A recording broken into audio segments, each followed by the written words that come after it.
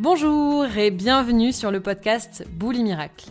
Je suis Kitri et je t'aide à te rappeler que la relation que tu entretiens avec l'alimentation est le reflet de la relation que tu entretiens avec toi-même, avec les autres et avec le monde. Je fuis constamment l'ennui et le silence. Pourquoi ?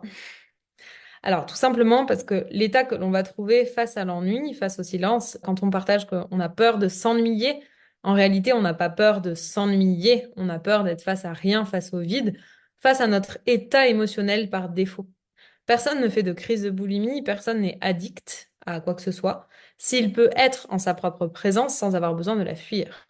Ce qui fait que l'on fuit sa propre présence, c'est pas qu'on est débile, c'est simplement qu'on va trouver un brouillard émotionnel, un état émotionnel par défaut qui est loin d'être confortable. Et pourquoi cet état est inconfortable et insupportable à vivre à tel point que l'on est toujours poussé à l'action?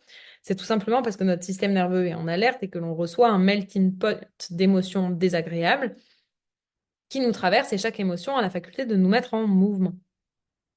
Donc pourquoi est-ce que je fuis constamment l'ennui et le silence? Parce que c'est dans cet état d'ennui et dans cet état de silence que je vais me confronter à mon état d'être par défaut. Ce qui est important d'avoir à l'esprit, c'est que lorsque l'on fuit dans l'action, on n'a pas la possibilité de vivre cet état. Ça ne veut pas dire qu'il n'est pas là, ça veut simplement dire qu'on ne le ressent pas.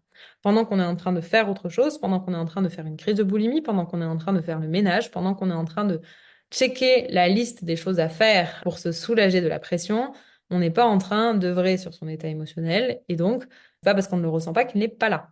Et on se prive quelque part dans cette course frénétique d'action de se reprogrammer.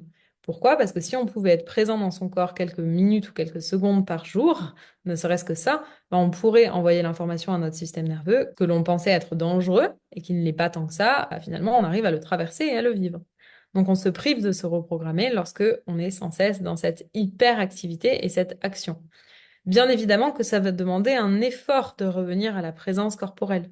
Bien évidemment que ça va demander un effort important d'être présent à soi-même alors même que cet état est insupportable et que tous les voyants sont au rouge fluo parce que notre système nerveux est en alerte pour mille et une raisons. Donc ça va demander un effort de revenir à l'état de présence, mais c'est une des clés de la guérison.